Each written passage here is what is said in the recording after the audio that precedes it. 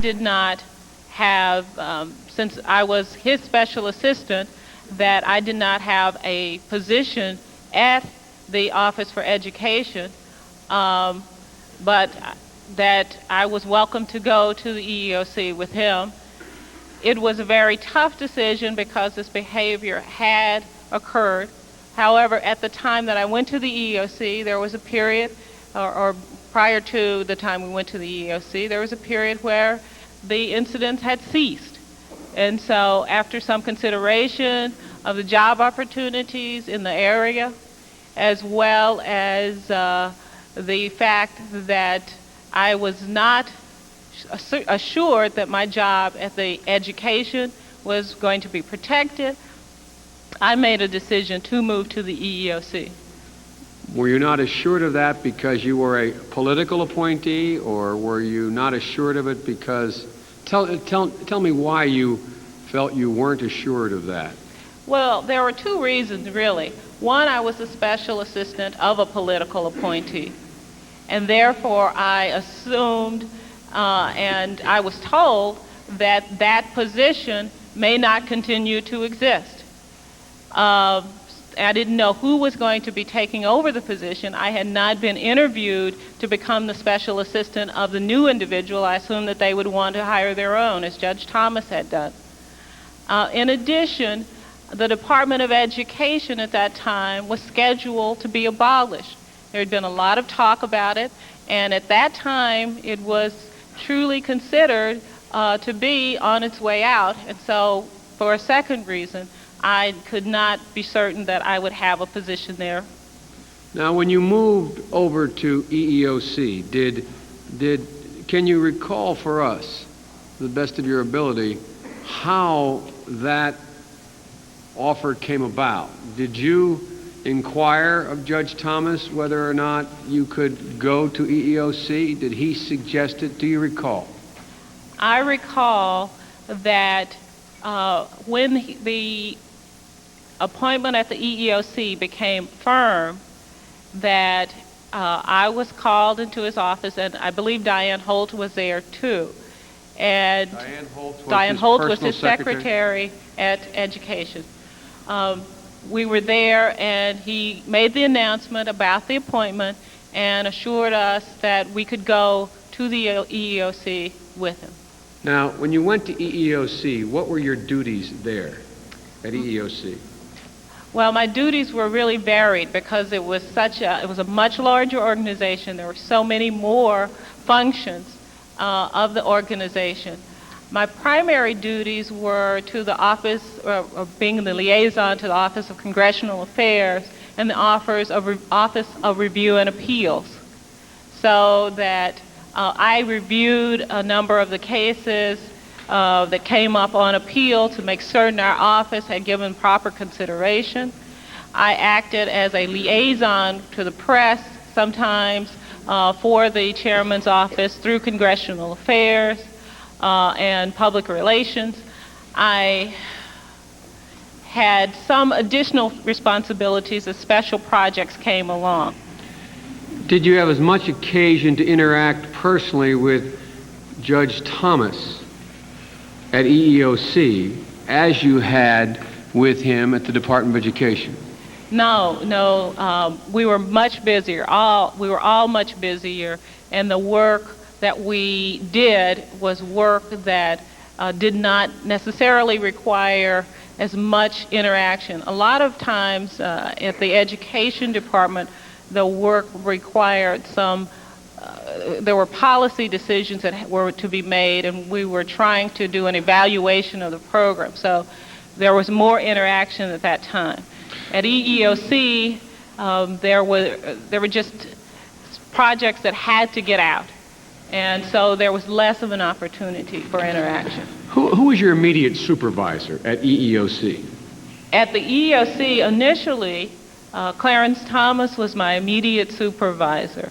After a period, Allison Duncan was appointed to be the director of the staff.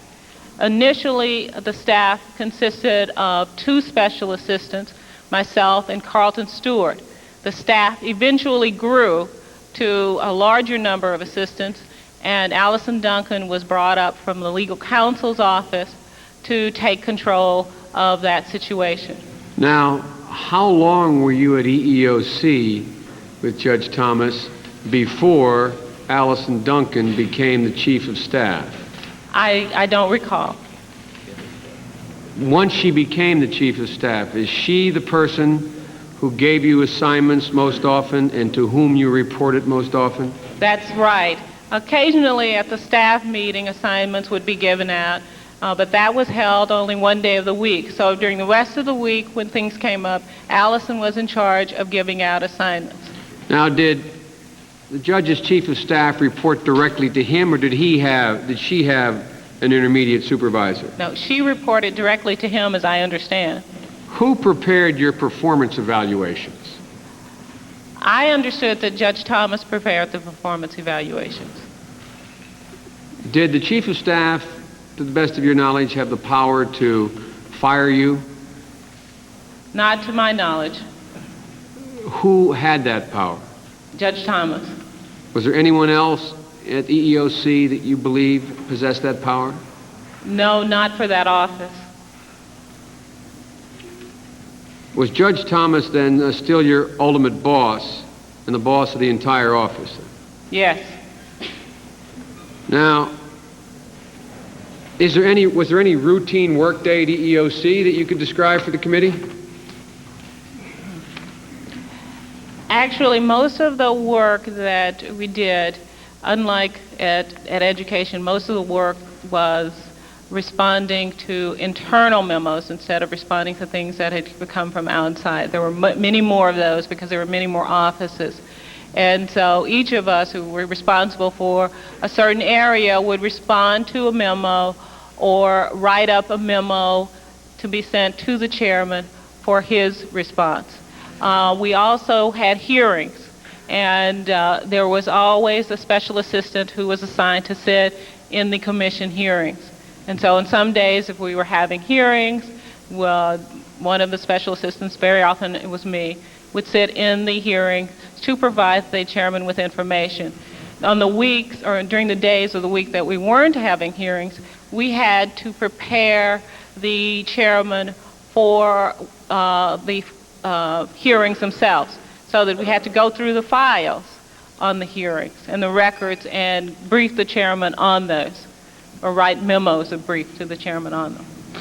Professor, you've testified that you had regular contact with Judge Thomas at the Department of Education, and you've just described the extent of your contact with Judge Thomas at EEOC.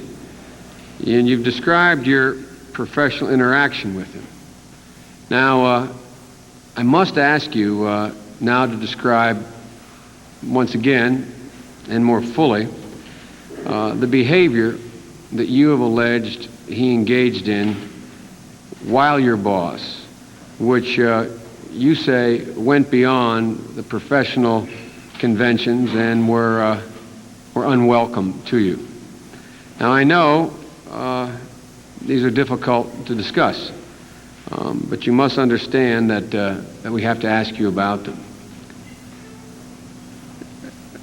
Professor, did some of the attempts at conversation that you have described in your opening statement occur in your office or in his office? Some occurred in his office. Some comments were made in mine. Most often they were in his office. Did all of the behavior that you have described to us in your written statement to the committee and your oral statement now and what you have said to the FBI, did all of that behavior take place at work? Yes, it did. Now, I'd like you to go back. Let me clarify that. If you're including a luncheon during the work day to be at work, yes. Well, I'm just trying to determine, it was in what you could describe and you believe to be part of the work day. Yes. Now, I have to ask you, where did each of these events occur? If you can, to the best of your ability, I'd like you to recount for us where each of the allegations that you have mentioned in your opening statement, each of the incidences occurred, physically where they occurred. Well, I remember 2 occasions these incidents occurred at lunch. Do you remember which of those cafeteria. incidences were at lunch, Judge? Professor? Well, let me ask this as an antecedent question. Were you always alone when the alleged conversations would begin, or the alleged statements by Judge Thomas would begin? Well, and when the incidents occurred in the cafeterias, we were not alone. There were other people in the cafeterias because of the way the tables were set, or there were few individuals who were in the immediate area of the conversation. Those incidences that occurred other than in the cafeteria, those incidences occurred in his office. Can you tell me what incidences occurred, of the ones you've described to us, occurred in his office? Well, I recall specifically that the incident about the Coke can occurred in his office at the EEOC. And what was that incident again? The incident with regard to the Coke can that's spelled out in my statement. Once again for me, please. The incident involved his going to his desk, getting up from a work table, going to his desk, looking at this can and saying, "Who put pubic hair on my Coke?" Was anyone else in his office at the time? No. Was the door closed?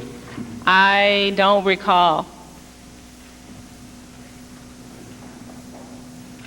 Are there any other incidences that occurred in his office, in his office period? There is, I recall at least one instance in his office at the EEOC where he discussed some pornographic material, or he brought up the substance or the content of pornographic material. Again, it's difficult, but for the record, what substance did he bring up in this instance at EEOC in his office? What was the content of what he said? Well, this was a reference to an individual who had a very large penis, and he used the name that he had been referred to in the pornographic material. Do you recall what it was? Yes, I do. The name that was referred to was Long Dong Silver. Were you working on any matter when in that context, or you just were called into the office? Do you remember what the circumstance of you being in an office on that occasion? Very often, I went in to report on memos that I had written. I'm sure that that's why I was in the office. What happened generally was that I would write a note to Clarence Thomas, and he would call me in to talk about what I had written to him. And I believe that's what happened on that occasion. Let's go back to the first time that you alleged Judge Thomas indicated he had more than a professional interest in you. Do you recall what the first time was, and with as much precision as you can, what he said to you? As I recall, it either happened at lunch or it happened in his office when he said to me very casually, "You ought to go out with me sometime." You ought to, or you are to? You ought to.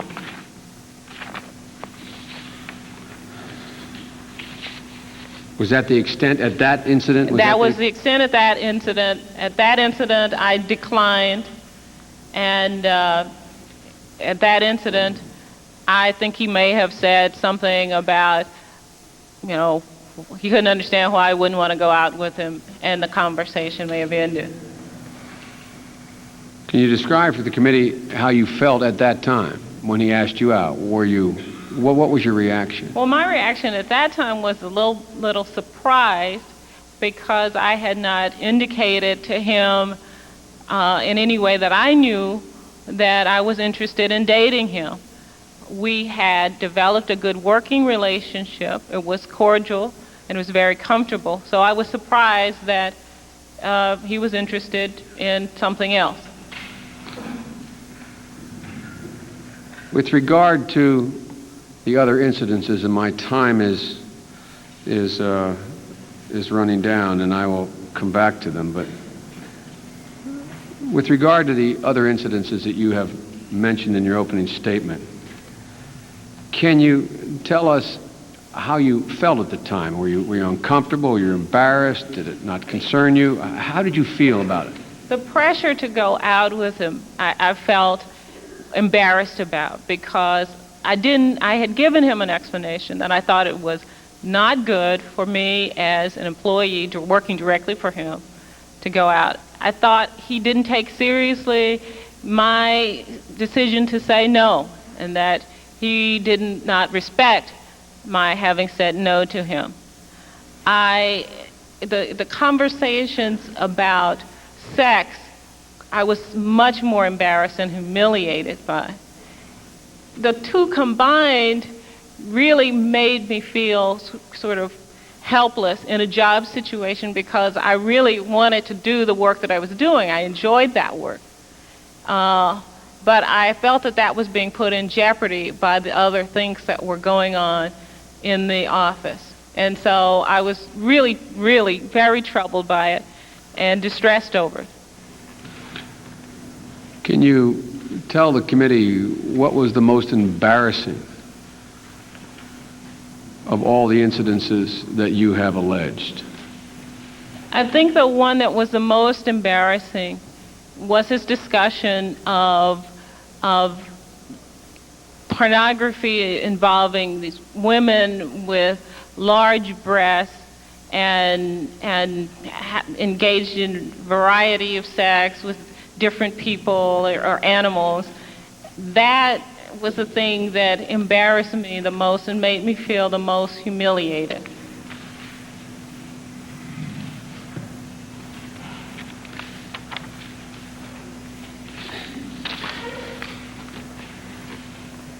If you can, in his words, not yours, in his words, can you tell us what on that occasion he said to you? You have described the essence of the conversation.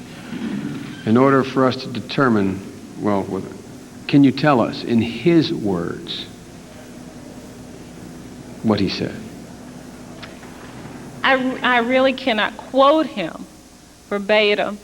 I can remember something like, "You really ought to see these films that I've seen, or this material that I've seen.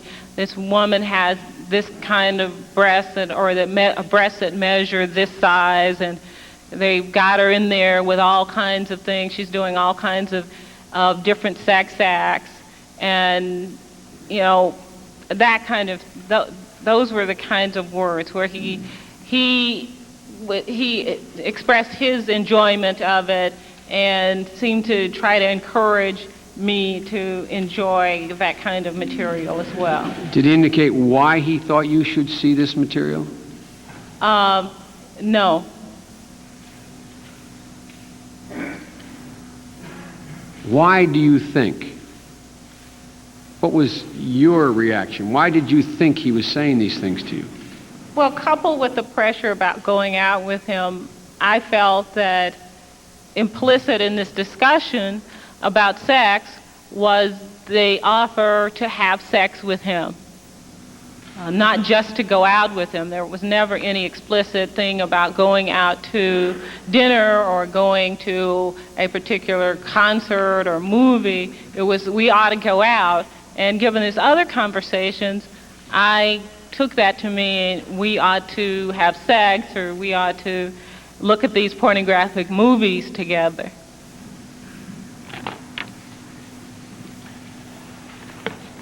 Professor, at your press conference, one of your press conferences,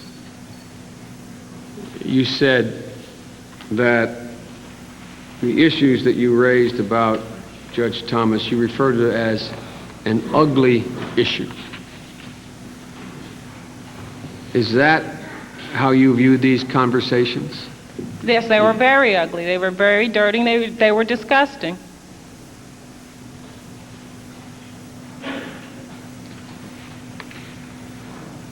Were any one of these conversations, this will be my last question, my time is up, were any one of these conversations, other than being asked to go out, were any one of them repeated more than once? The same conversation, reference to... The reference to his own physical attributes was repeated more than once, yes. Now again, for the record, did he just say, I have great physical capability and attributes, or was he more graphic? He was much more graphic. Can you tell us what he said? Well, I can tell you that he compared his penis size. He measured his penis in terms of length, those kinds of comments.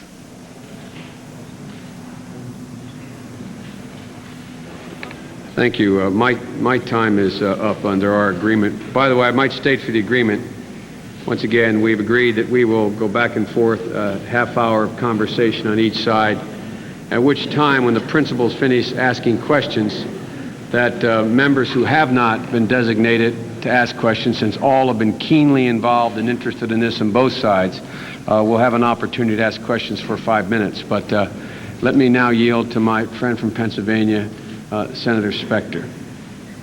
Thank you, Mr. Chairman. Professor Hill, I have been asked to question you by Senator Thurman, the ranking Republican, but I do not regard this as an adversary proceeding. Thank you. And my duties run to the people of Pennsylvania who have elected me, and in the broader sense as a United States Senator, to constitutional government and the Constitution. And my purpose, as the purpose of the hearing generally, is to find out what happened.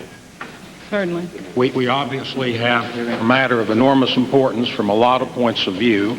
The integrity of the court, that is very important, that the Supreme Court not have any member who is tainted or not have a cloud.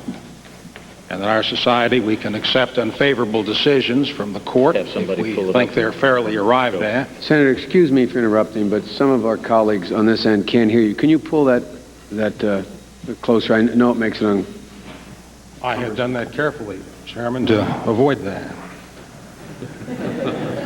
Well, you're succeeded, Senator. You can hear me all right, can't you, Professor Hill? Yes, I can. Okay. But I was just saying about the importance of the court, where there should be a feeling of confidence in the fairness of decisions, because parties can take unfavorable decisions if they think they're being treated fairly. I think this hearing is very important to the Senate, to this committee, because by 2020 hindsight, we should have done this before. And obviously, it's of critical importance to Judge Thomas and you, whose reputations and careers are on the line. It's not easy to go back to events which happened almost a decade ago to find out what happened. Very, very difficult to do.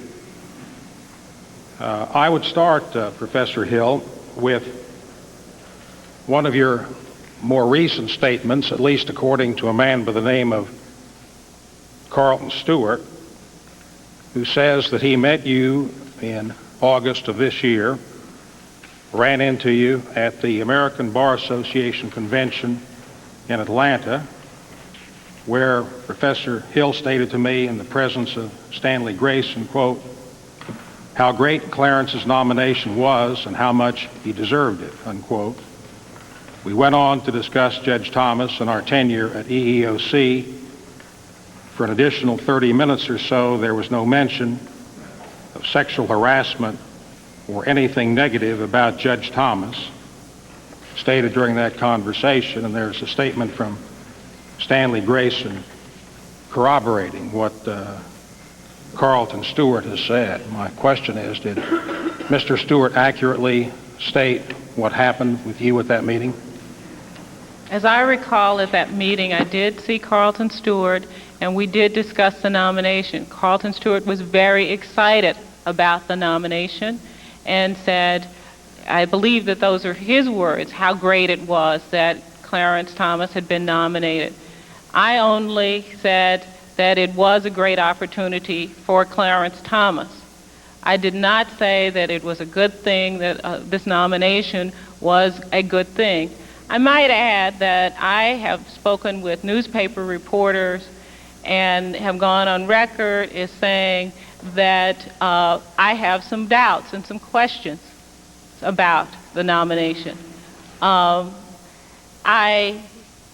However, in that conversation where I was faced with an individual who was elated about the probabilities of his friend being on the Supreme Court, I did not want to insult him or argue with him at that time about the issue.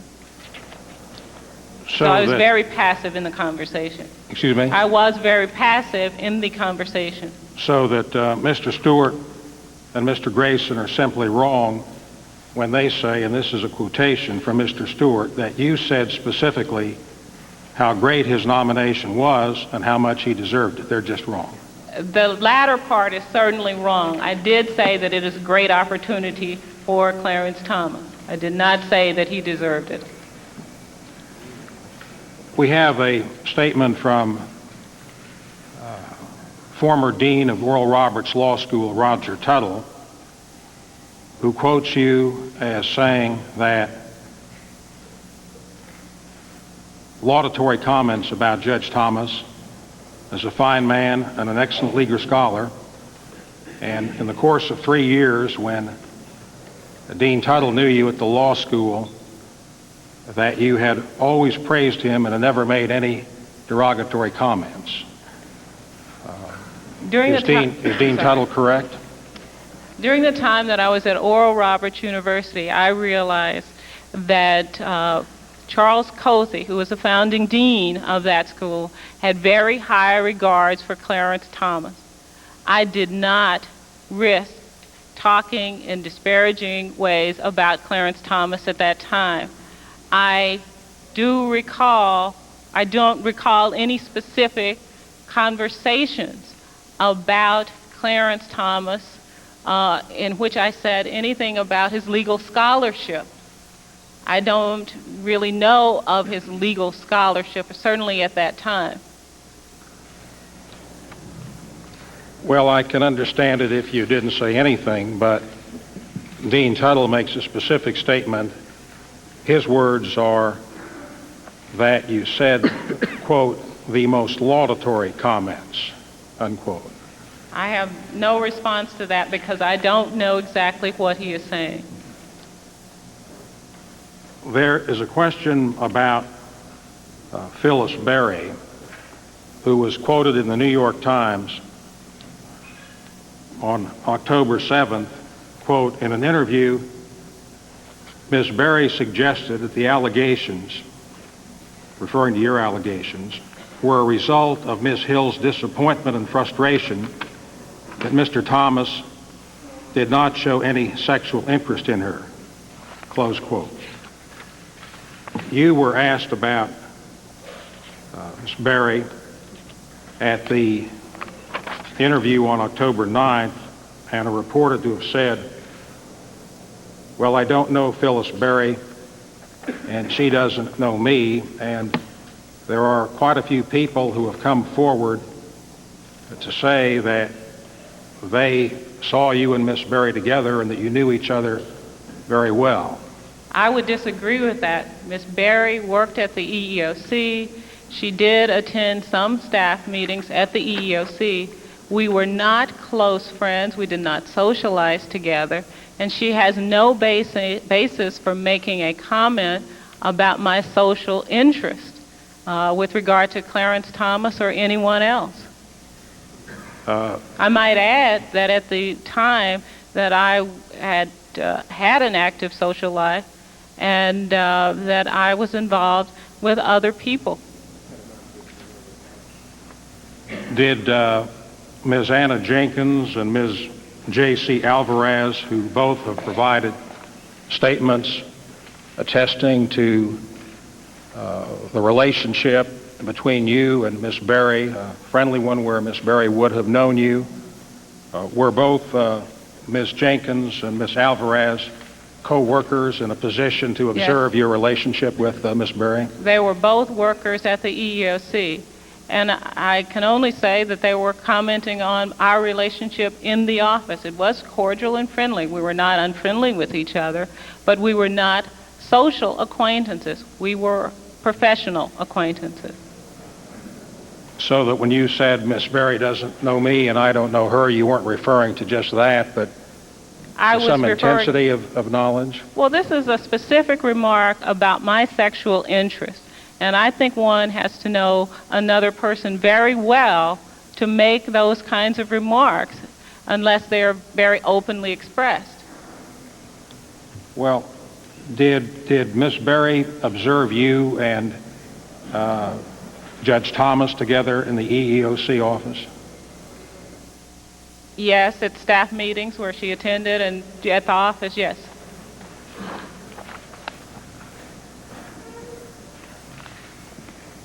Let me pick up on Senator Biden's line of questioning. You referred to the,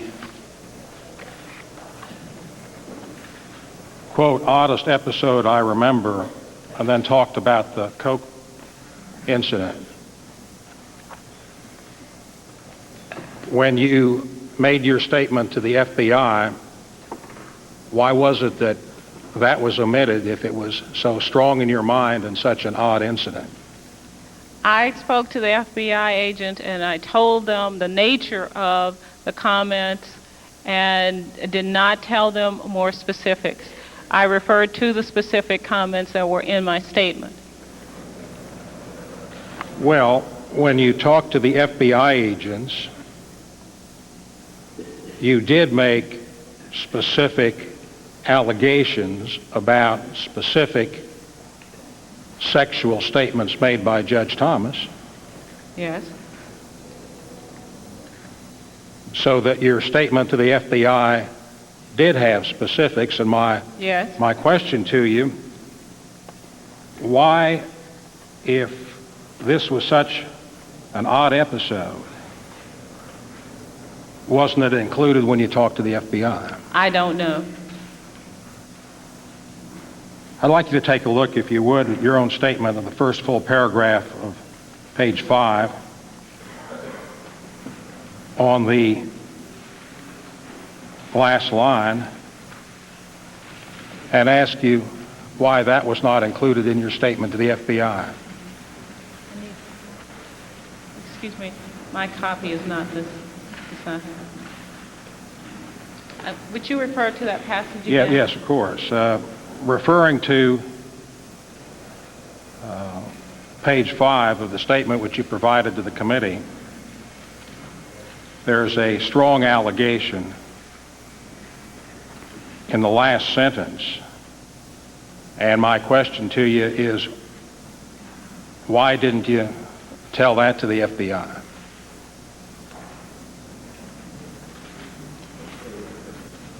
When the FBI investigation took place, I tried to answer their questions as directly as I recall. I was very uncomfortable talking to the agent about these instances. I am very uncomfortable now, but I feel that it is necessary. The FBI agent told me that it was regular procedure to come back and ask for more specifics if it was necessary. And so at that time, I did not provide all of the specifics that I could have. Professor Hill, I can understand that it's uncomfortable, and I don't want to add to that, and if any of it is something you want to pause about, please do. You testified this morning in response to Senator Biden that the most embarrassing question involved, this is not too bad, women's large breasts. That's a word we use all the time. That was the most embarrassing aspect of what Judge Thomas had said to you. No, the most embarrassing aspect was his description of the acts of these individuals, these women, the acts that those particular people would engage in. It wasn't just the breast, it was the continuation of his story about what happened in those films with the people with this characteristic, physical characteristic. With the physical characteristic of? The large breast. Well, in your statement to the FBI, you did refer to the films, but there's no reference to the physical characteristic you described. I don't want to attach too much weight to it, but I had thought you said that the aspect of the large breasts was the aspect that concerned you, and that was missing from the statement to the FBI. Then I have been misunderstood. It wasn't the physical characteristic of having large breasts. It was the description of the acts that this person with this characteristic would do. The acts that they would engage in, group acts, acts with animals, things of that nature involving women. Professor Hill, I'd like you now to turn to page 3 of your statement that you submitted to the committee we got just this morning. And the last sentence on the first full paragraph, you again make on that statement a very serious allegation as to Judge Thomas, and I would ask you why you didn't tell the FBI about that when they interviewed you. I suppose my response would be the same. I did not tell the FBI all of the information. The FBI agent made clear that if I were embarrassed about talking about something, that I could decline to discuss things that were too embarrassing, but that I could provide as much information as I felt comfortable with at that time. Well, now, did you decline to discuss with the FBI anything on the grounds that it was too embarrassing? There were no particular questions that were asked. He asked me to describe the kinds of incidents that had occurred as graphically as I could without being embarrassed. I did not explain everything. I agree that all of this was not disclosed in the FBI investigation. Was it easier for you because one of the FBI agents was a woman, or did you ask at any time that you give the statements to her alone in the absence of the man FBI agent? No, I did not do that. I didn't ask to disclose. I did not. Well, I understand from what you're saying now that you were told that you didn't have to say anything because if it was too embarrassing for you. But my question to you is, did you use that at any point to decline to give any information on the ground that it was too embarrassing? I never declined to answer a question because it was too embarrassing. No, he asked me to describe the incidents, and rather than decline to make any statement at all, I described them to my level of comfort. Well, you described a fair number of things in the FBI statement, but I come back now to the last sentence on page 3, the first full paragraph, because it's a strong allegation. And now you have said that you had not omitted that because of its being embarrassing, or you might have said even something embarrassing to the female agent. And my question to you is why was that omitted? Senator, at the time of the FBI investigation, I cooperated as fully as I could at that time, and I cannot explain why anything in specific was not stated. Professor Hill, you testified that you drew an inference that Judge Thomas might want you to look at pornographic films, but you told the FBI specifically that he never asked you to watch the films. Is that correct? He never said, let's go to my apartment and watch films or go to my house and watch films. He did say, you ought to see this material. But when you testified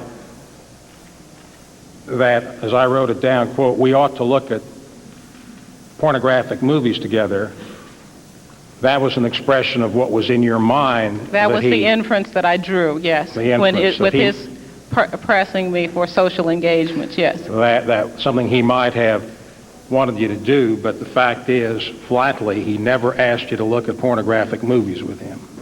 With him? No, he did not. Clarification. I don't want to... I'd rather not. No, to determine whether or not the witness ever saw the FBI report. Does she know what was stated by the FBI about her conversation? Well, Mr. Chairman, I'm asking her about what she said to the FBI. I'm just asking it.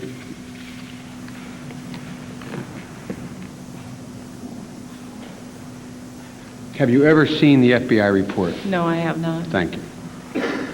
Would you like to take a few moments and look at it now? Yes, I would. Okay. Let's make a copy of the FBI report. I think we have to be careful to make sure the FBI report only as it pertains. Maybe you could continue. Only as it pertains to her. We're not at liberty to give to her what the FBI said about other individuals.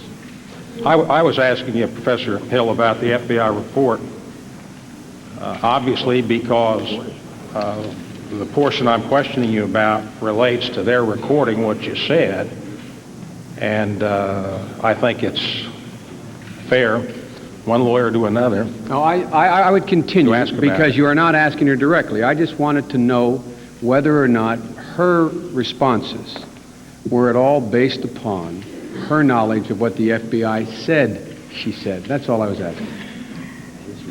Well, she's asked to see it, and I think it's a fair request, and I would be glad to take a moment's delay to... This is the FBI report as it references Professor Hill, only Professor Hill.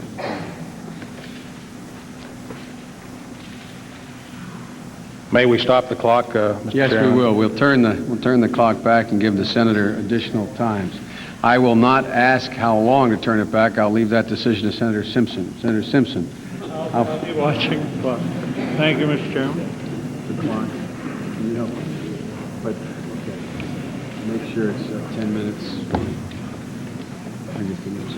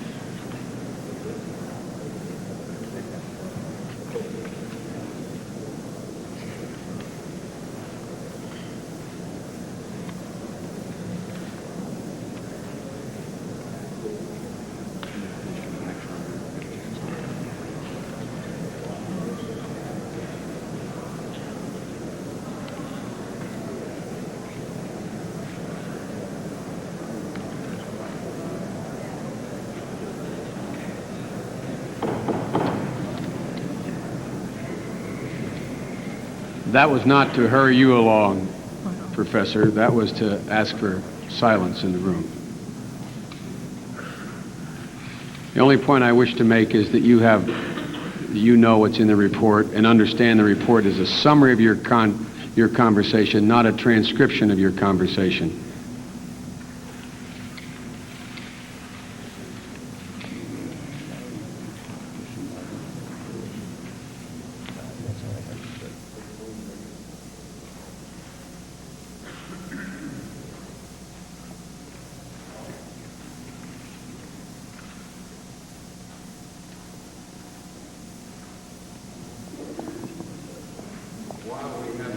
Momentary break. The senator has 10 or more minutes remaining, and at the conclusion of his questioning, we'll recess for lunch for an hour, and then begin with Senator Leahy.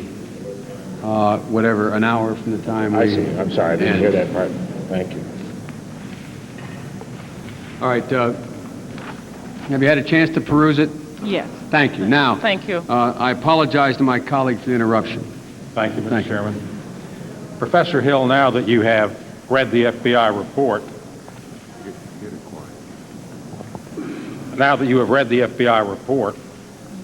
you can see that it contains no reference to any mention of Judge Thomas's private parts or sexual prowess or size, etc.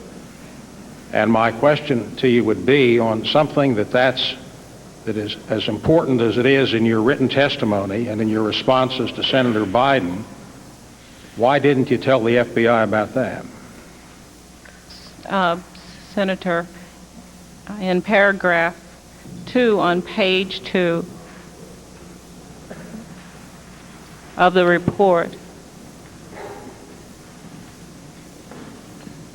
it says that he liked to discuss specific sex acts and frequency of sex. And I'm not sure what all that summarizes, but his sexual prowess, his sexual preferences could have. Which line are you referring to, Professor? The very last line in paragraph 2 of page 2. Well, that says, quote, this is not too bad, I can read it. Thomas liked to discuss specific sex acts and frequency of sex, close quote. Now, are you saying, in response to my question as to why you didn't tell the FBI about the size of his private parts and his sexual prowess and Long John Silver, that information was comprehended within the statement, quote, Thomas liked to discuss specific sex acts and frequency of sex? I am not saying that information was included in that. I don't know that it was. I don't believe that I even mentioned the latter information to the FBI agent. And I could only respond again that at the time of the investigation, I tried to cooperate as fully as I could to recall information to answer the questions that they asked. Professor Hill, you said that you took it to mean that Judge Thomas wanted to have sex with you, but in fact, he never did ask you to have sex, correct? No, he did not ask me to have sex. He did continually pressure me to go out with him, continually, and he would not accept my explanation as one as being valid. So that when you said you took it to mean we ought to have sex, that was an inference Yes. that you drew? Yes.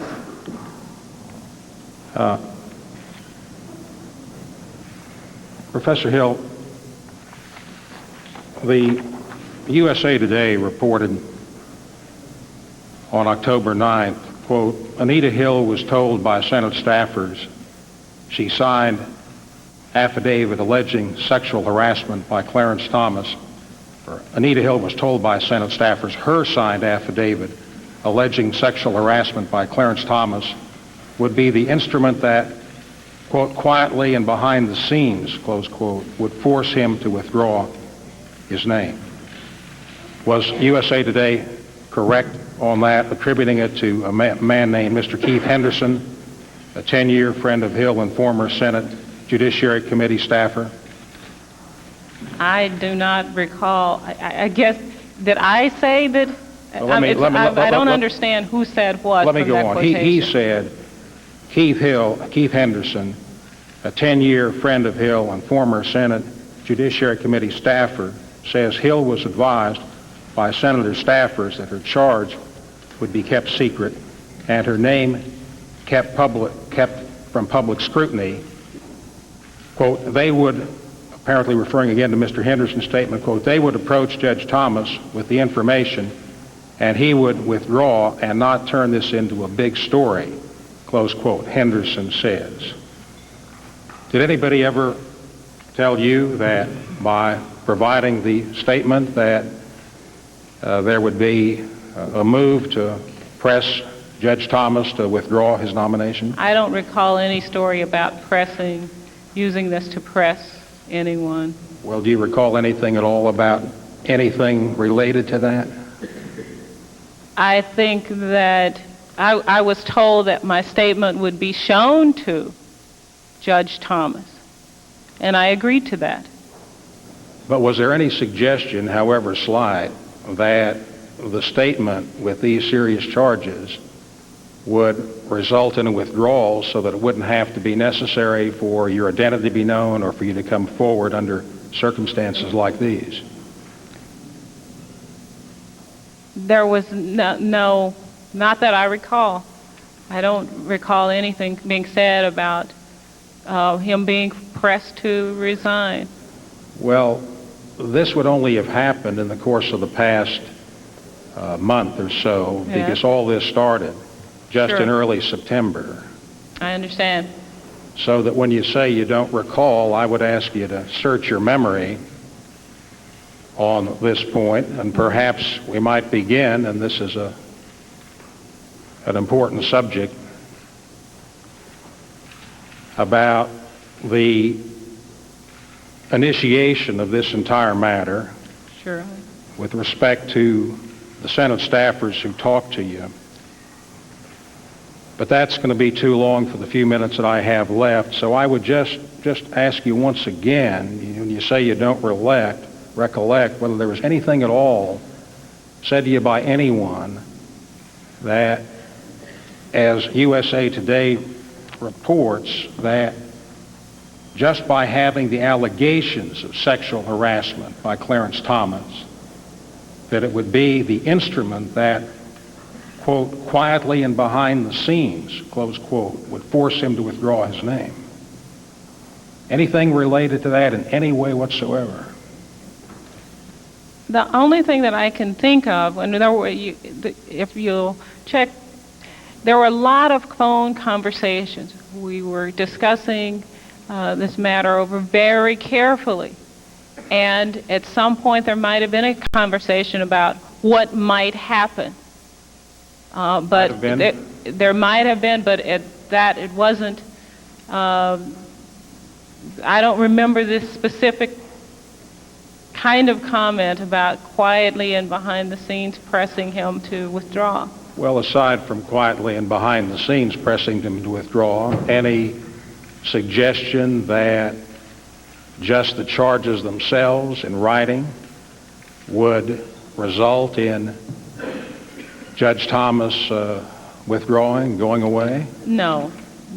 I don't recall that at all, no. Well, you started to say that there might have been some conversation, and there might have been some conversation about what could possibly occur. Well, tell me about that conversation. Well, I can't really tell you any more than what I've said. I discussed what the alternatives were, what might happen with this affidavit that I submitted. We talked about possibility of the Senate committee coming back for more information. We talked about the possibility of the FBI going through the FBI and getting more information. Some questions from individual senators. The statement that you're referring to, I really can't verify.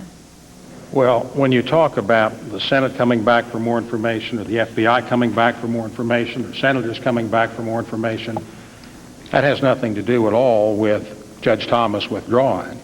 So that when you testified a few moments ago that there might possibly have been a conversation in response to my question about a possible withdrawal, I would press you on that, Professor Hill, in this context. You've testified with some specificity about what happened 10 years ago. I would ask you to press your recollection as to what happened within the last month. And I have done that, Senator. And I don't recall that comment. I do recall that there might have been some suggestion that if the FBI did the investigation, that the Senate might get involved, that there may be that a number of things might occur. But I have to be honest with you. I cannot verify the statement that you're asking me to verify. There is not really more that I can tell you on that.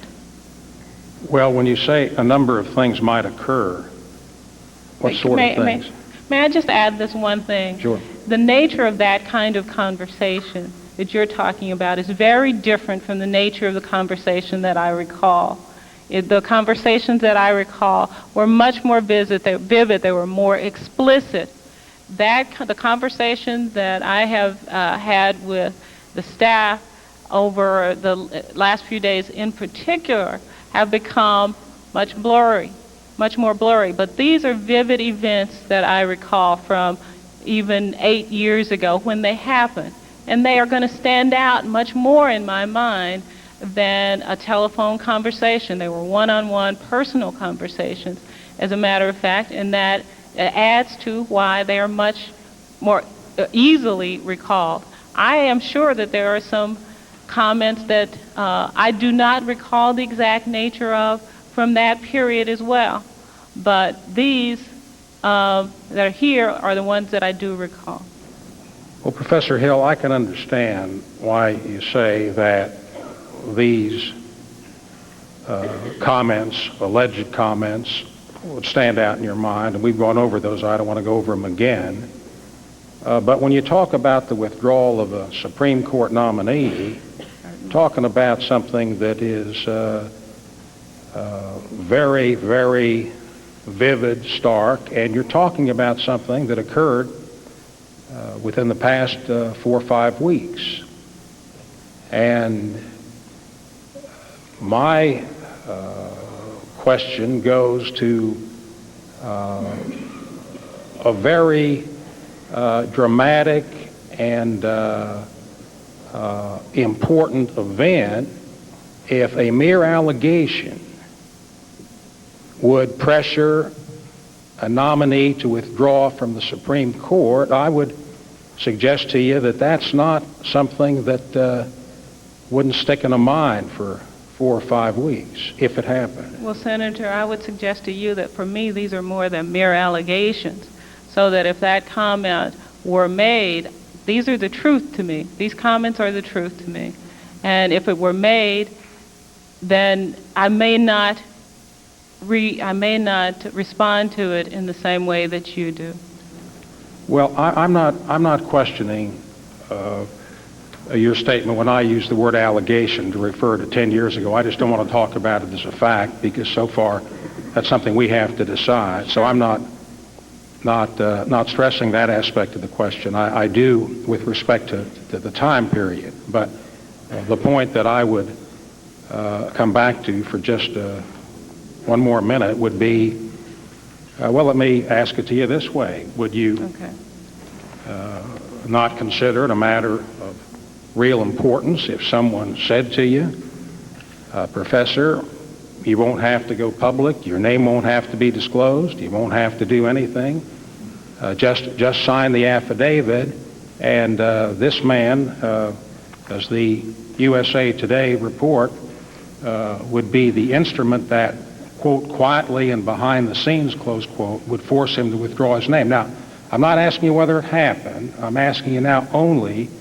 if it did happen, whether that would be the kind of a statement to you which would be important and impressed upon you that you would remember in the course of 4 or 5 weeks.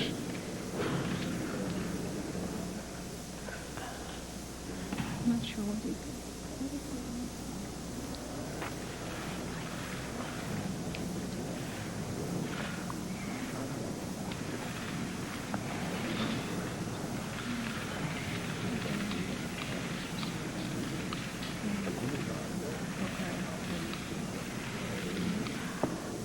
I don't recall a specific statement, and I cannot say whether that comment would have stuck in my mind. I really cannot say that.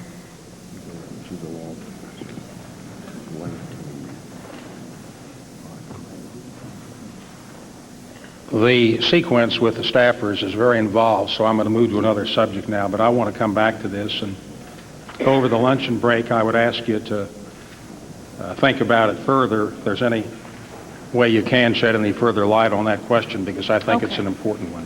Thank you.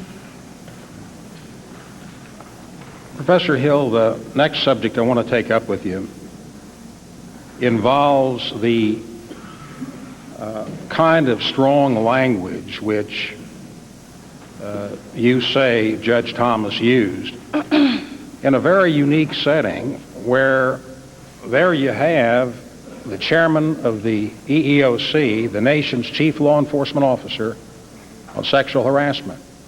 And here you have a lawyer who's an expert in this field, later goes on to teach civil rights, and has a dedication to making sure that women are not discriminated against.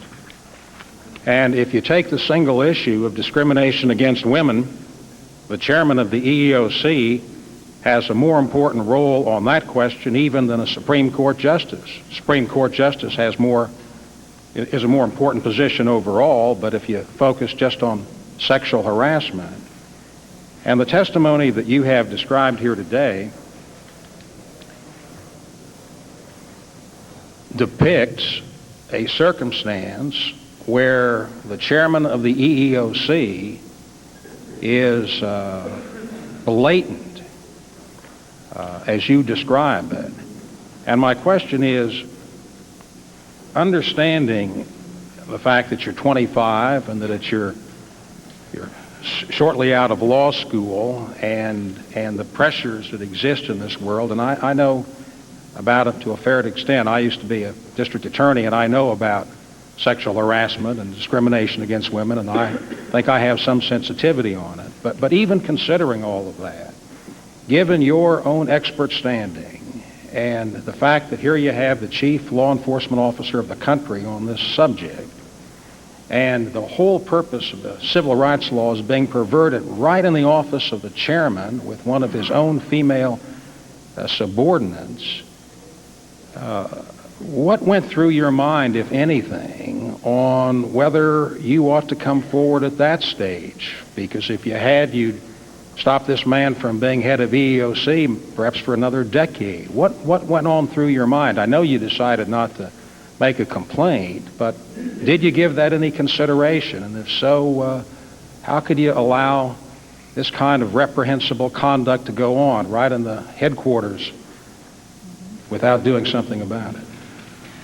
Well, it was a very trying and difficult decision for me not to say anything further.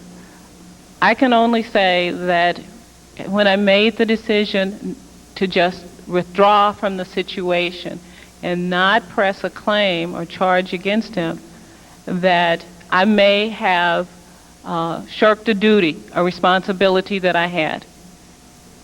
And to that extent, I confess that I am very sorry that I did not do something or say something. But at the time, that was my best judgment. Maybe it was a poor judgment, but it wasn't a dishonest and it wasn't a completely unreasonable choice that I made, given the circumstances. My red light is on. Thank you very much, Professor Hill. Thank you, Mr. Chairman. Thank you, Senator. Thank you, Professor Hill. We'll adjourn until 2:15. Reconvene at 2:15.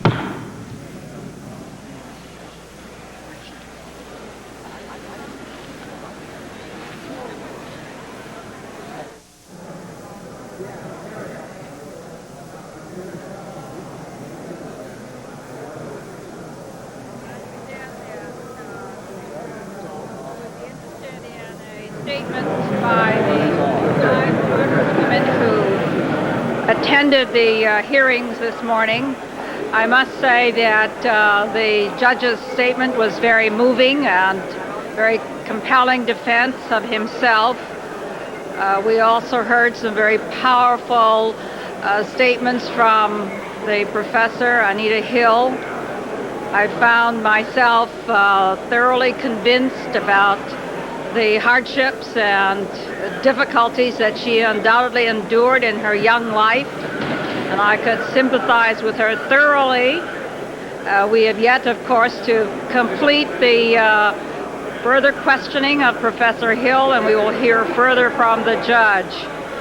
What was very perplexing this morning was the lack of opportunity of the professor to have seen the FBI report so that she could include those comments in her opening statement, and the confusion of whether she would be allowed even to make her testimony before the judge was questioned.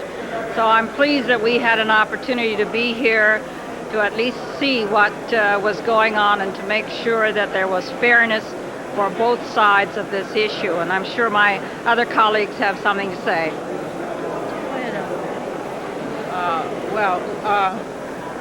I regret that the professor was not able to go on first, so there would have been less confusion, but I'm pleased that the chairman called a recess so that the hearing could in fact proceed as a fact-finding hearing. And I think that Judge Thomas gave a pained and sincere opening statement, but of course the purpose of this hearing is to find out so far as we can what the facts were, and therefore, for all intents and purposes, the fact-finding began only with her statement and her cross-examination. I think that on cross-examination, the vividness of the detail added to her credibility. No one, I think, can make a judgment at this time, however, until we've had an opportunity to hear from Judge Thomas concerning these very same matters. I felt that Professor Hill's testimony was very moving and very credible. It's not easy for a woman to talk about these painful experiences in her life. Judge Thomas has yet to respond to these very serious allegations. And I certainly think the senators have a responsibility to weigh her testimony in light of the record of Judge Thomas at the EEOC, his comments concerning frivolous complaints, concerning sexual harassment at the EEOC, and his determination at the EEOC to minimize the laws dealing with sexual harassment. But certainly I think it's important that the senators keep an open mind, and they will be listening for Judge Thomas's response to these very serious complaints. Thank you. Who was the most credible? Let me, could I just say a few words? There are 20 million women in this country who experience sexual harassment in the workplace. 30 to 40% of all women who are working experience sexual harassment. It's the kind of issue that is very often swept under the rug and therefore minimized and trivialized, as had been the case before today. What I found, so I admire the fact that Professor Hill came forward publicly due to the fact that the report was leaked, etc. She had no other choice, and she could have declined, and she accepted. one thing that I found utterly outrageous was the fact that she was being questioned about a report she had never read, and that she was being asked very specific questions on a report she had never read, and then she was given a summary, as I understand it, of the report and expected to digest it, a summary of that magnitude, in 2 or 3 minutes. That's the kind of procedural behavior that I find objectionable about these hearings. And in fairness to Judge Thomas and in fairness to Professor Hill, that type of procedure should stop. Thank you. Congresswoman, clearly somebody is not telling the truth. Both of those stories can't be true. Would you agree to that? I would agree that somebody's lying, yeah. We can't know that until Judge Thomas also submits himself to cross-examination as Professor Hill has done. Do you think, however way this comes out, that Judge Thomas will be able to survive this whole process? That's not why I'm here. I'm here as one of 31 women out of 535 members of Congress who really believe strongly that there ought to be a balance in the manner in which these proceedings are conducted. And she should not anymore be treated as a criminal as Judge Thomas should be treated as a criminal at this point. She alleges she is the victim. And let's keep that in mind, because too often when women are victimized, they are treated by the courts, various proceedings, as the criminal, not the victim. Judge Thomas alleged that he was the victim. Congresswoman, when you look at this entire process with the senator's conduct, do you see ignorance or neglect and just not knowing how to handle the process? What's your reaction and how to handle it? I think some know how to handle it. My own feeling is that up to this point, and even today, I have some real problems with the way this is being handled. I think part of the problem is that in Supreme Court nominations, we normally don't get delicate issues raised, and there obviously hasn't been experience in how to handle them. And I think that probably this experience will alert the committee that these matters can come up, and even in nomination hearings. I think following up on that, one of the things we've seen and one of the reasons we're here is that it's very difficult for some of our colleagues to deal with issues of sexual harassment. And I think one of the important fallouts of this hearing is an awareness that it exists. We had hearings in the Education and Labor Committee on the Civil Rights Act, on Title VII of the Civil Rights Act, and we had women coming before us talking about sexual harassment in the workplace. They have no regress. They are allowed to return to their jobs with back pay, but punitive damages aren't involved. And therefore, it is very difficult not only to get the courage to come forth, but to feel that their complaints, that their crime was adequately addressed. So I think it's important that we're dealing with this critical issue, and we've raised the awareness of not only our colleagues in Congress, but the entire country. Sexual harassment is painful. It exists. It's real, it's not imaginary. There's not only a gender gap in our country, there's a gender chasm. And the fact is that sexual harassment is every bit as evil as any other type of unethical conduct. Who is the most credible of these two witnesses? Pardon? The presence of a second witness tell you about it? Well, I have said previously that I think the allegations have to be addressed seriously and carefully by this committee. But I also think that Judge Thomas's record at the EOC, his dealing with the sexual harassment issues, his participation in the Reagan Task Force on sexual harassment, his determination to minimize the issue of sexual harassment has to be considered when evaluating the credibility of the testimony. I haven't heard testimony, and therefore I can't comment on it. Who is the most credible of these two witnesses?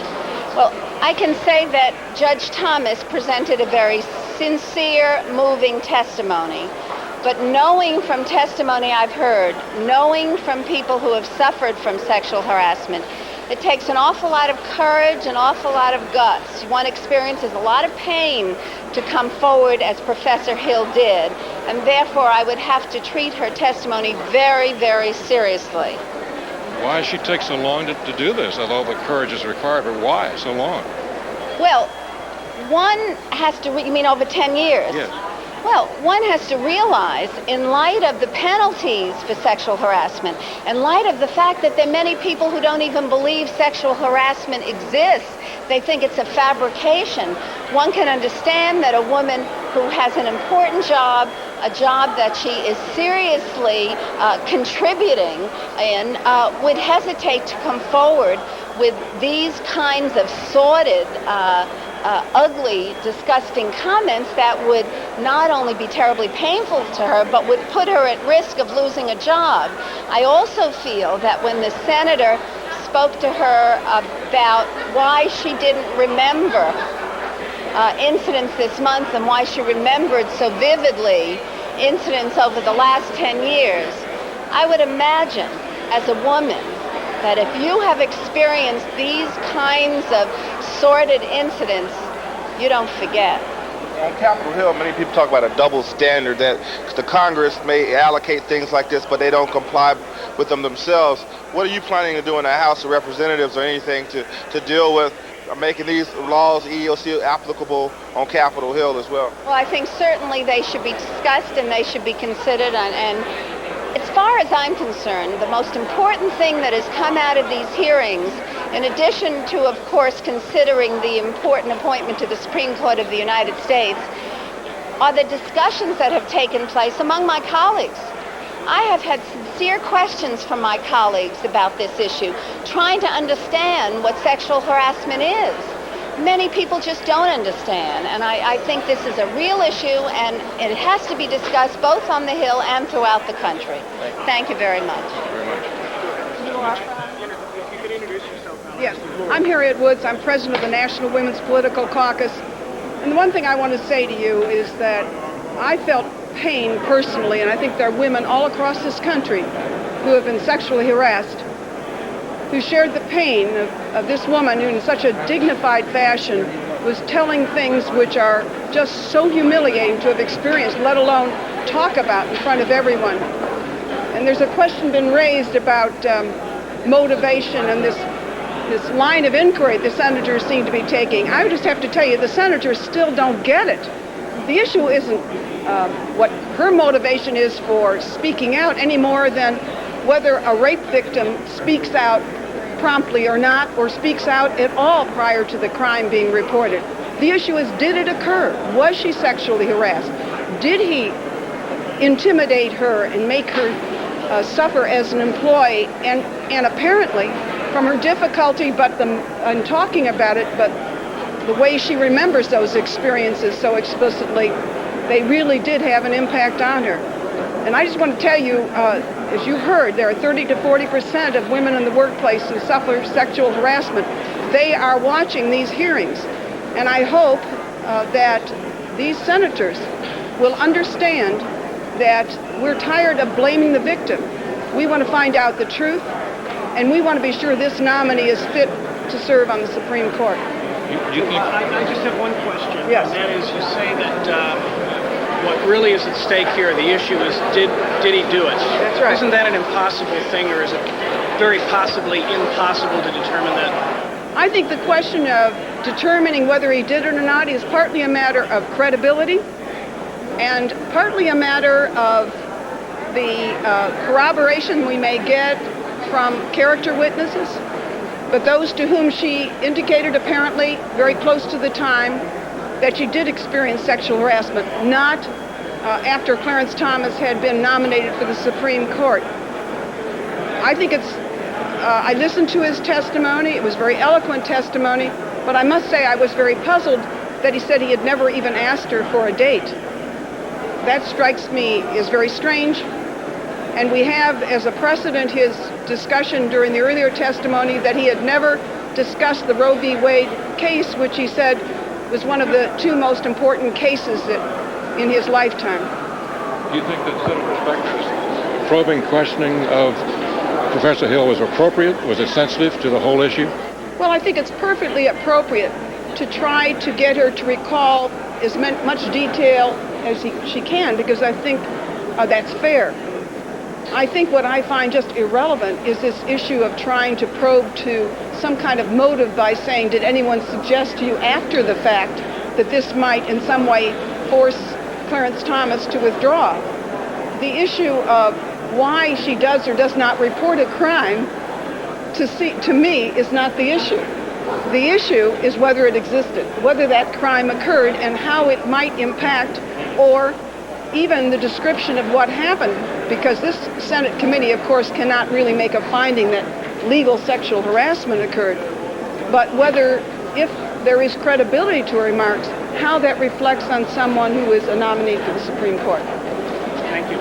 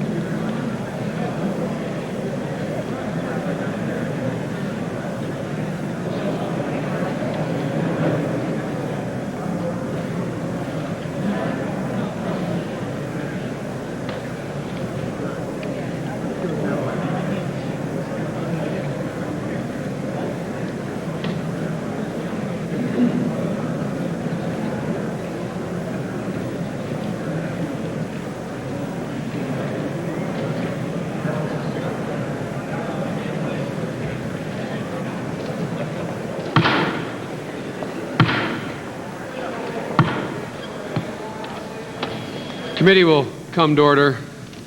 Welcome back, Professor Hill.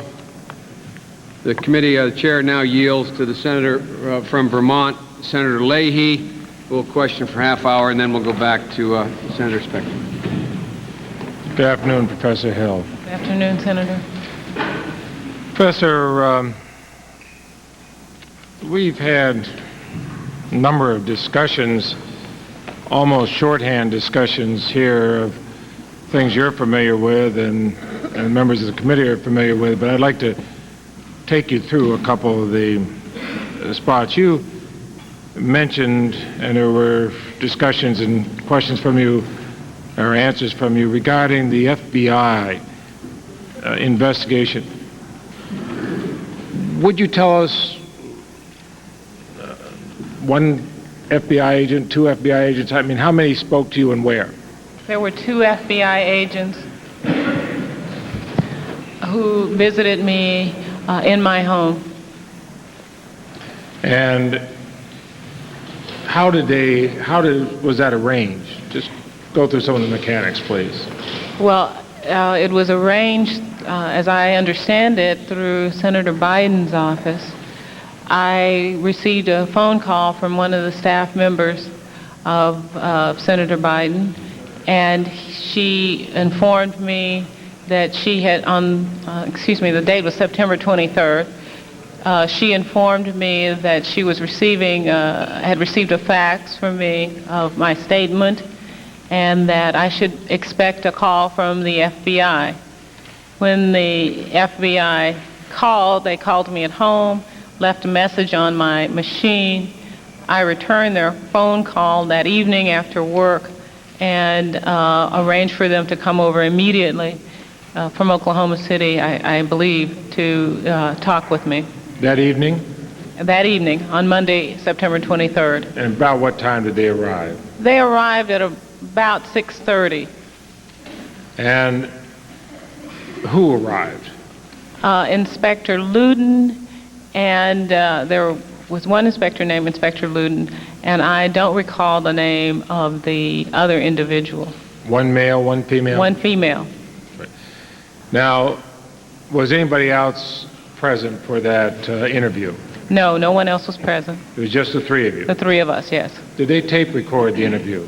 No, one inspector did take notes. Now, what did they tell you they wanted?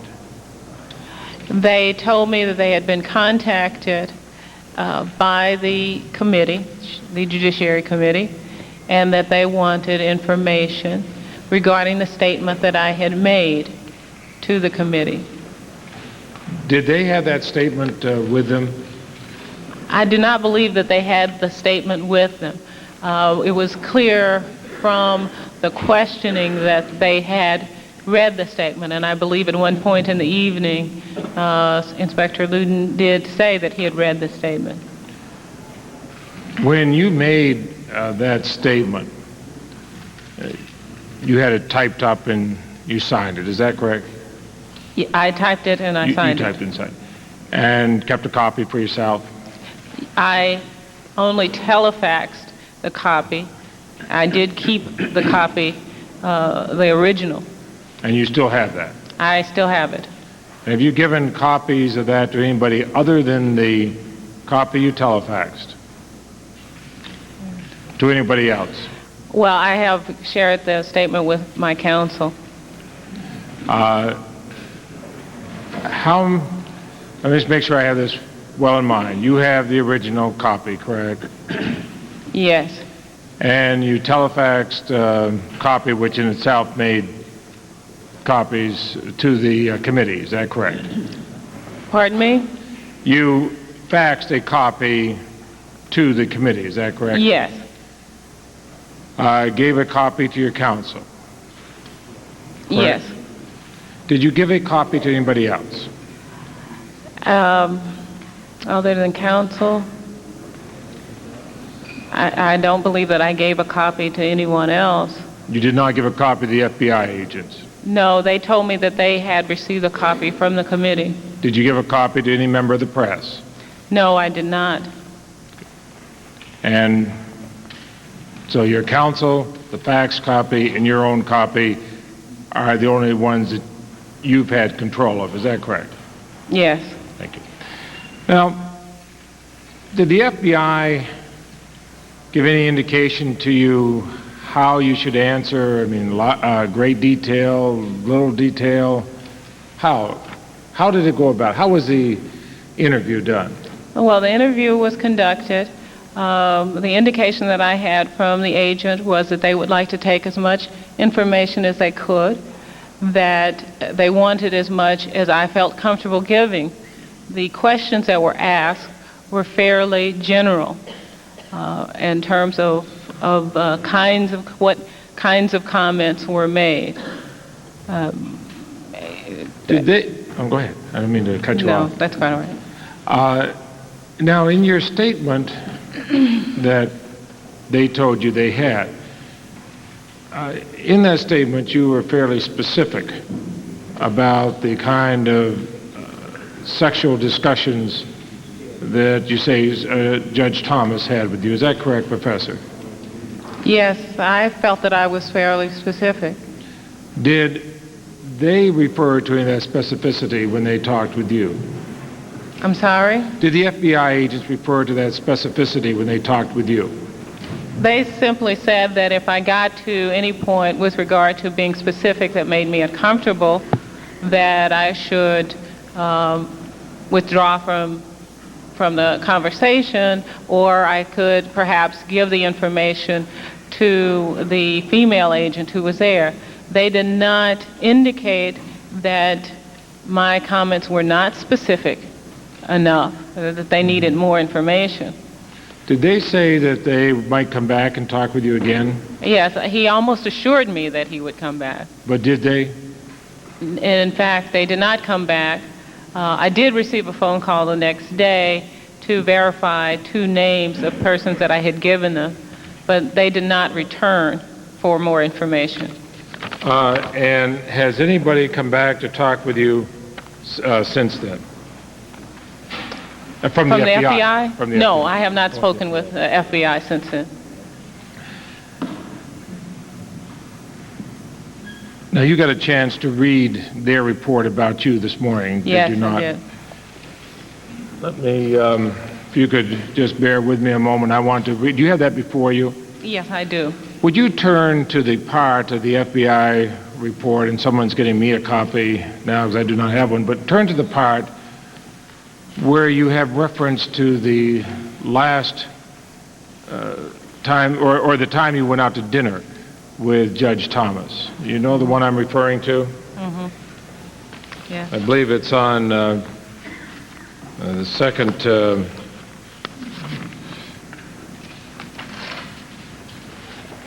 let's see, no.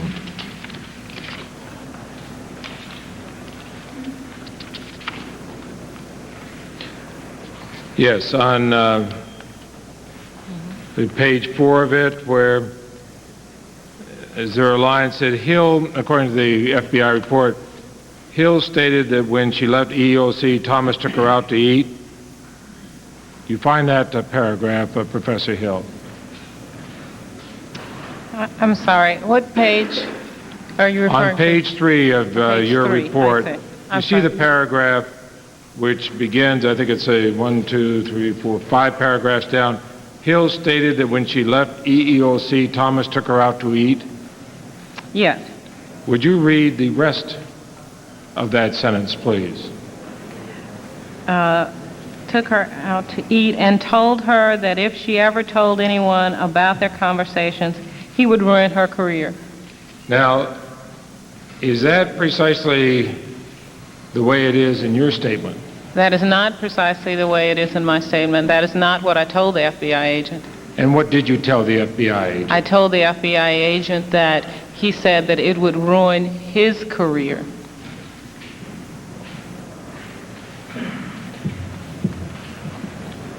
Now,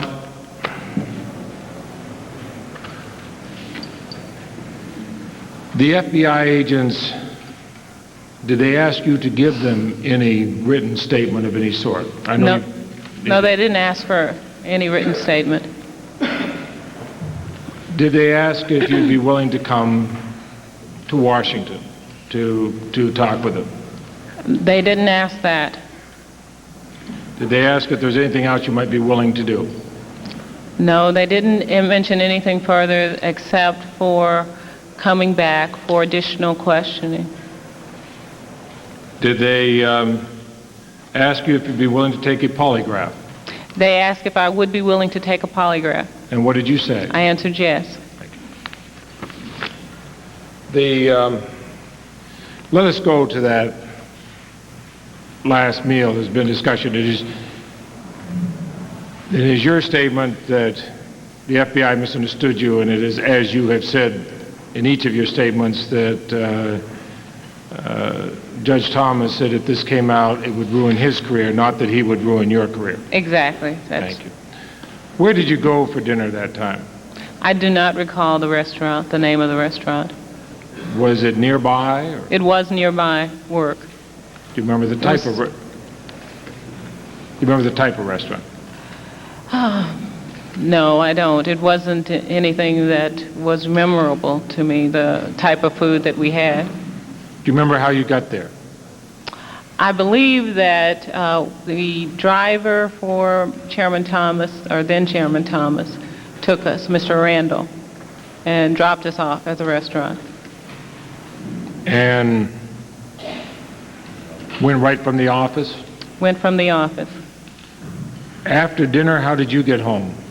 I took the subway home, if I recall correctly. As I'm recalling, I'm not sure how I got home. Do you recall whether then Chairman Thomas offered you a ride home? No, he did not offer me a ride home. Do you know whether his car came to pick him up? I don't know how he got home either.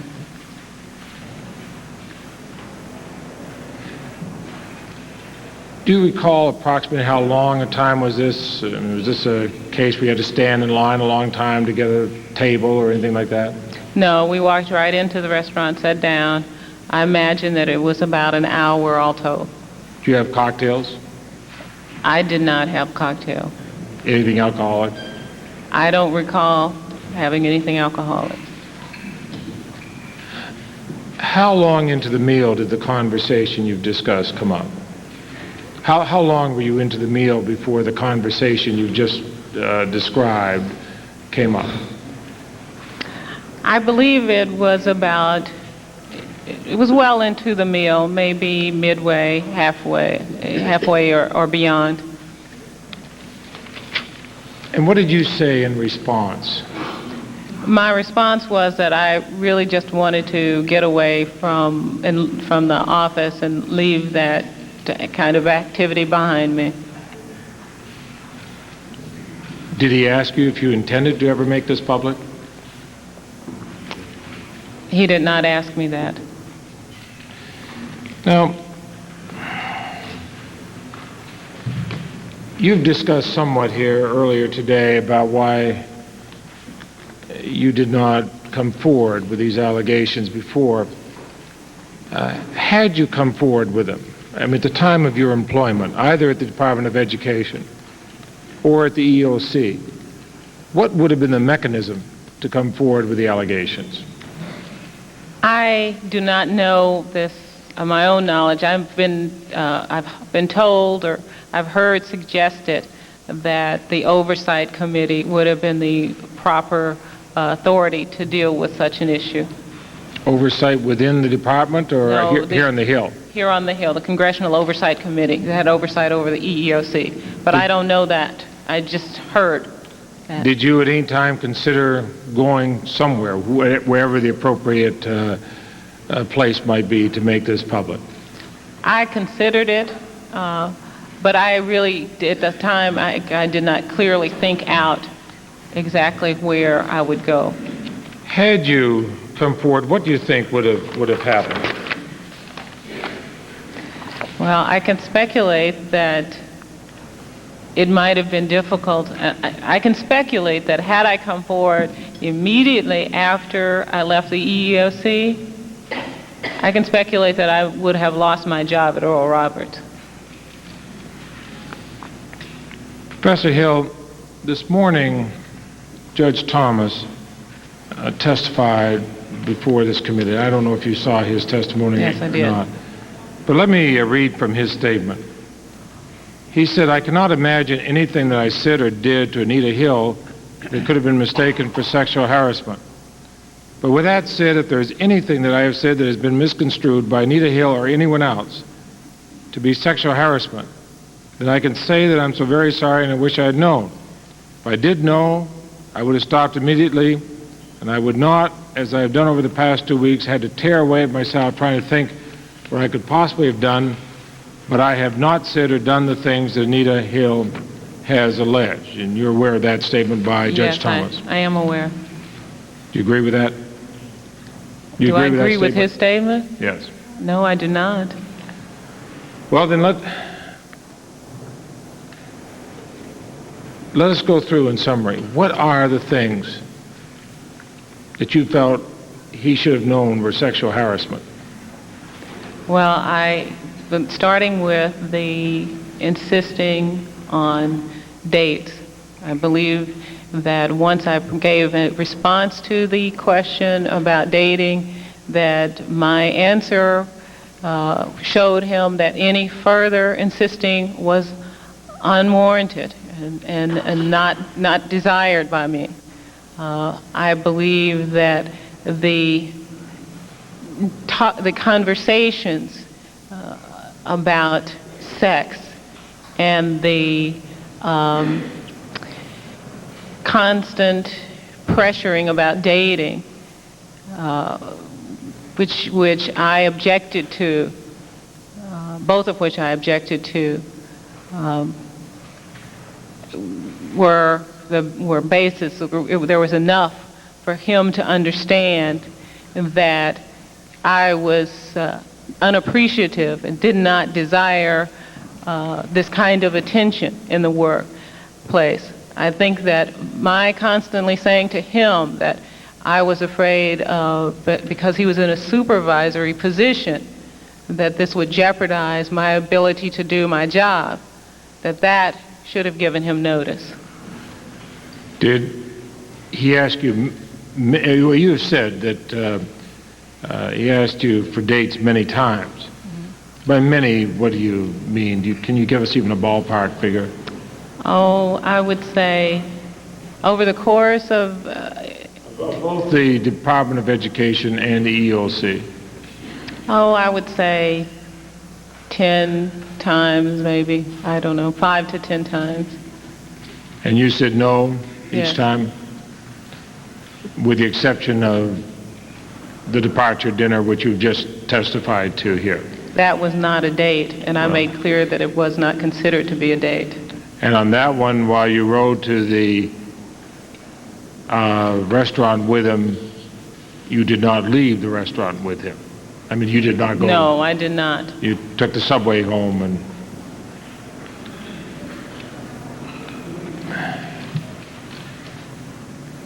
Now, you said you made it clear to him on the discussions of pornography and all that you didn't like what he was saying. Is that a fair statement of yours? Yes, it is. Were these often or ever, these discussions of pornography or sexual acts, coterminous with a request to go out on a date? I mean, did they come up in the same conversation, or was one on one day and one on the next? I cannot say that they came up in the same conversation. What did you say? Well, let's go back to this. You said that he had described pornographic movies to you. Is that correct? Yes. And explicitly described them? Yes. When that happened, what would you say, or what would you do? I would say, specifically with the pornographic movies or material, I would say that I'm really not interested in discussing this. I'm uncomfortable with your talking about this kind of material. I would prefer that not to discuss this with you. You'd be that clear about it. Would the discussions end when you said that?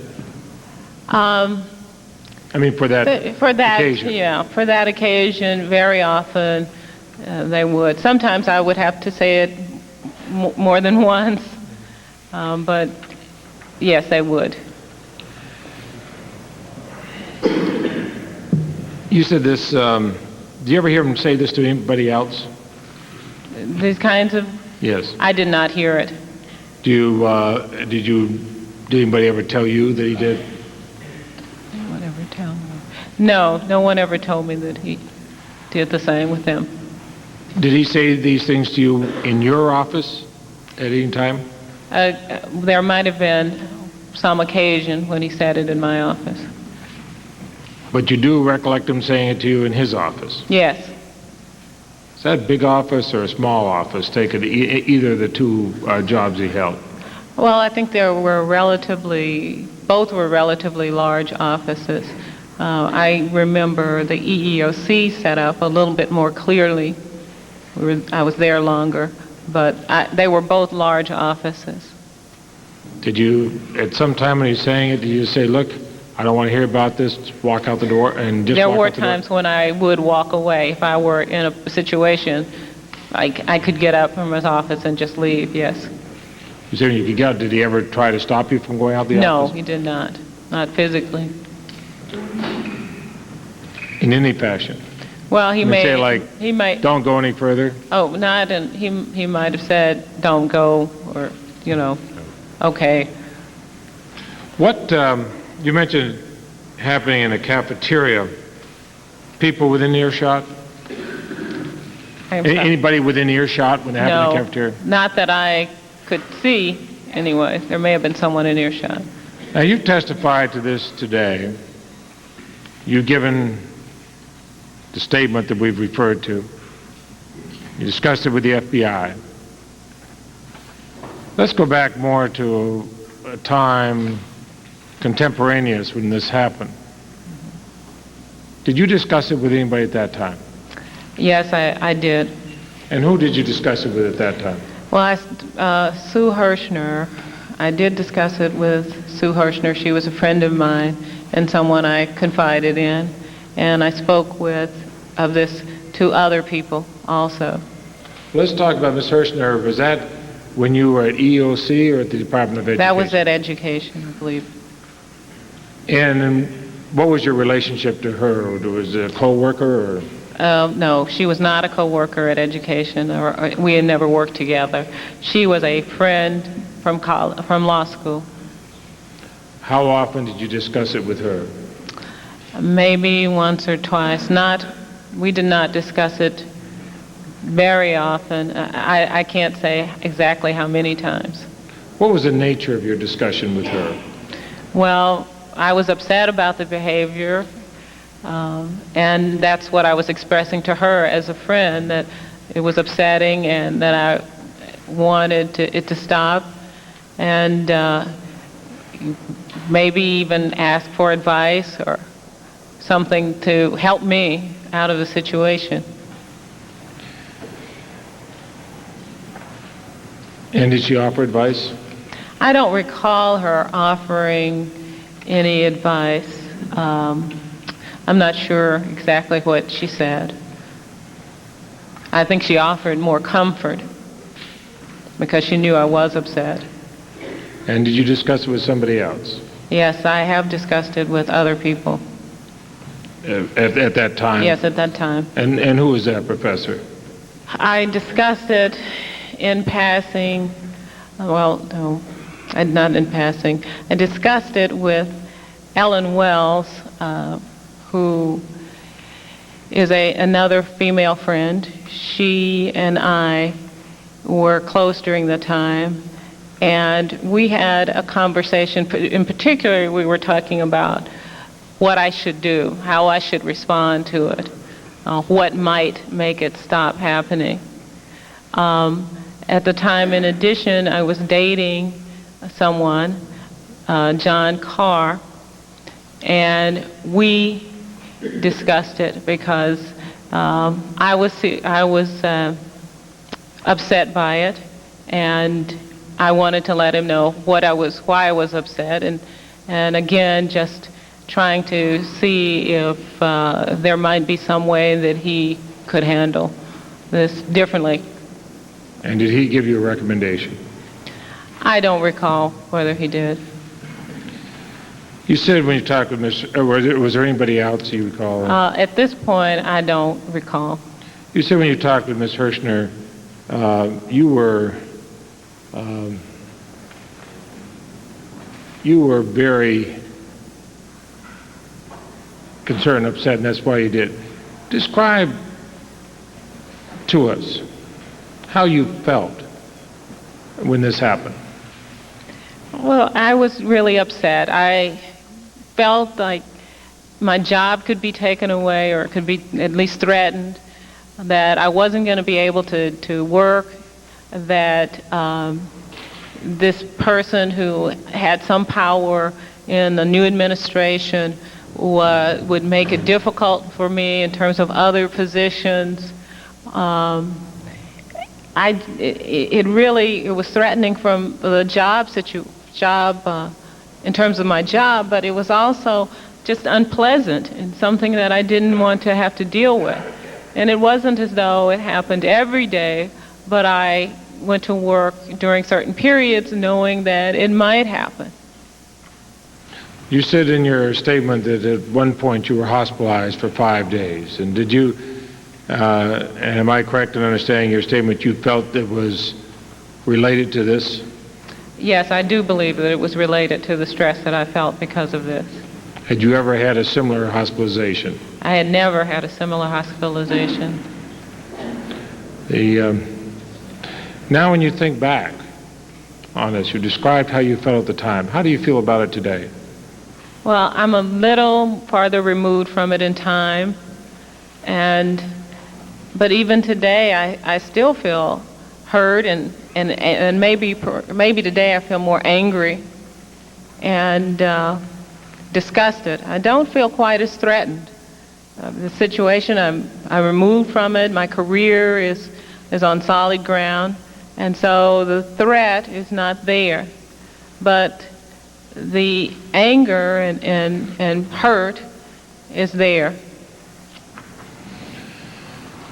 In your statement, you had said that between 1981 and 83, you spoke to only one person about these incidences, Susan Hirschner, and you've talked about two others. Now, is there a contradiction there? Well, in my statement, I do say that I only spoke with one person. That is all that I recalled at the time that I made the statement. I'm recalling more about this situation. I really am finding that I repressed a lot of the things that happened during that time. And I am recalling more in more detail. When I made the statement, too, I might add that I made it rather hurriedly, and even though I had been thinking about the situation, I had not perhaps given all of the consideration in terms of who I had told that I should have for such a statement. Since this began, for whatever series of reasons, and there's been discussion, debate about how all this came about, this has become a most public matter. You can't get much more public than the situation we're in right now. And Judge Thomas has been up for confirmation on other occasions. Did you think any of those other occasions are coming forward and giving, in effect, the same testimony you're giving here today? I may have considered it, but I was not contacted in those confirmations hearings, and I did not come forward on my own in that confirmation hearing, the most recent one. You mean this one? Not this one, but the prior one. Prior one. Had you been contacted in the prior one? I had not been contacted in the prior one. But you were contacted in this one? And I was contacted in this one, yes. I realize, and where my time is virtually up, this requires speculation, and you kind of cannot answer as you see fit. Had you not been contacted, would you have come forward on this time? I cannot say that I would have. Chairman, I have a lot more questions, but my time is up, and I'll stop with that. Thank you. We'll give you an opportunity, Senator, to complete those. We now recognize the Senator from Pennsylvania, Senator Spector. Thank you, Mr. Chairman. Professor Hill, Yes, Senator. there is a report in the Kansas City Star of October 8th, 1991, which says, in an August interview with the Kansas City Star, Anita Hill offered some favorable comments regarding Clarence Thomas and some criticism. And then further on it says, quote, quoting you, "Judicial experience aside, the Clarence Thomas of that period," referring to his days in EEOC early, "would have made a better judge on the Supreme Court because he was more open-minded." Now, how is it that you would have said that Judge Thomas in his early days at EEOC would have made a better judge, at least an adequate judge, considering all of the things you have said that he told you about at the Department of Education and also at EEOC? That opinion, Senator, was based strictly on his experience, his ability to reason.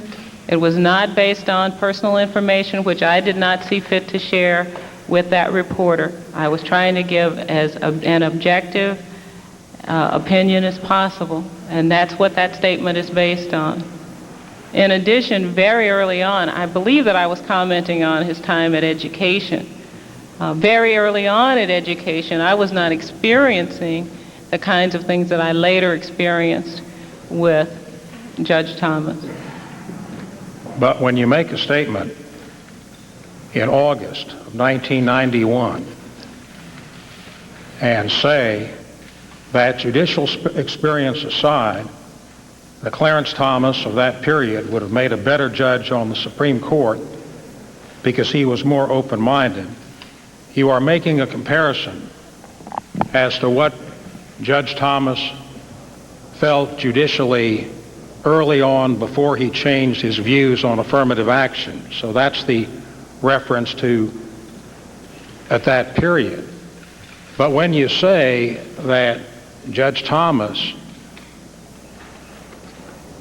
would have made a better Supreme Court justice, you are saying that at one stage of his career he would have made an adequate Supreme Court justice. Well, I'm not sure that that's what I'm saying at all. I am sure that what I was trying to give to that reporter was my assessment of him objectively without considering the personal information that I had. Now, if I had said to him, I don't think he would have made a good judge because of personal information that I have, then I think I would have had to explain that. That would have, or at least created some innuendo that I wasn't ready to create. In addition, I think as a university professor, you quoted as a university professor, you have some obligation to try to make objective statements. And that's what I was doing. I was attempting to make an objective statement about the individual based on his record as a public figure. And I was not relying on my own private understanding and knowledge. Well, let's take it the way you have just re-explained it. An objective evaluation without considering personal information, as a law school professor to make a comment on his record as a public figure. How could you conclude in any respect that he would be appropriate for the court, even if you say that was without considering the personal information, if you had all this personal information? I did not say that he would be appropriate for the court, Senator. I said that he would make a better judge. I didn't say that I would consider him the best person for the Supreme Court. Well, when you say he would have made a better judge at one point, are you saying that there is not an explicit recommendation or statement that, as you said earlier, on the basis of his intellect, aside from the personal information which you decided not to share, that he would have been a better